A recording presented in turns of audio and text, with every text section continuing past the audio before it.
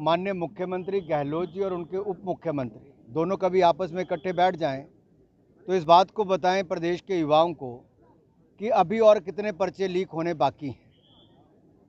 16 बार एक राज्य में पेपर लीक हो जाए, सैकड़ों युवाओं को आत्महत्या करने पर मजबूर होना पड़े, युवाओं के भविष्य के साथ खिलवाड़ करती ये गहलोत सरकार ये दिखाता है कि कैसे इनके सिस्टम के अंदर ही मिली भगत है।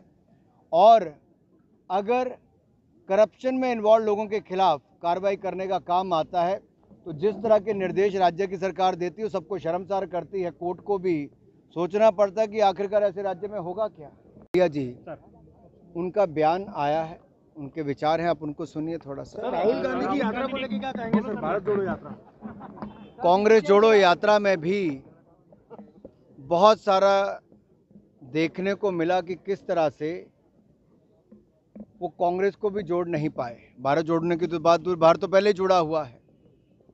और जब भारत पूरा जुड़ रहा था, सरदार पटेल ने जब 563 से ज़्यादा रियासतों को इकट्ठा करने का काम किया, तब जम्मू कश्मीर को विशेष राज्य देने का दर्जा देने का काम उस समय पंडित नेहरू जी ने किया था।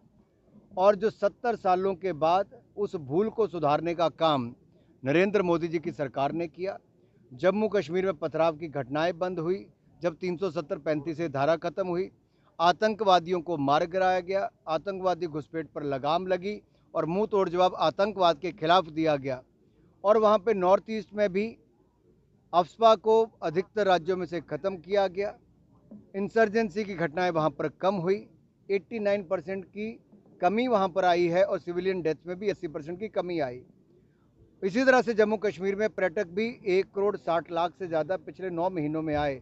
ये अपने आप में दिखाता है कि किस तरह से वहाँ पे बढ़ावा मिला। तपस्वियों का है या पुजारियों का? राहुल गांधी ने एक नया बयान दिया, क्या कहेंगे? राहुल जी क्या कहते हैं ये शायद कई बार उनको ही नहीं पता चलता क्या कहना चाहते हैं। राजस्थान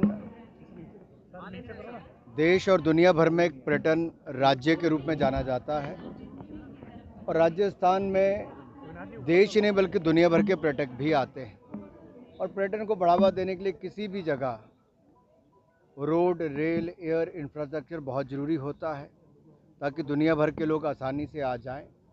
और साथ ही साथ वहाँ पर सुरक्षा का भाव भी, और पधारो हमारे देश, तो वो करके भी अगर आप बुलाते हैं तो हर कोई सुरक्षित अपने आप को यहाँ पे महसूस करे।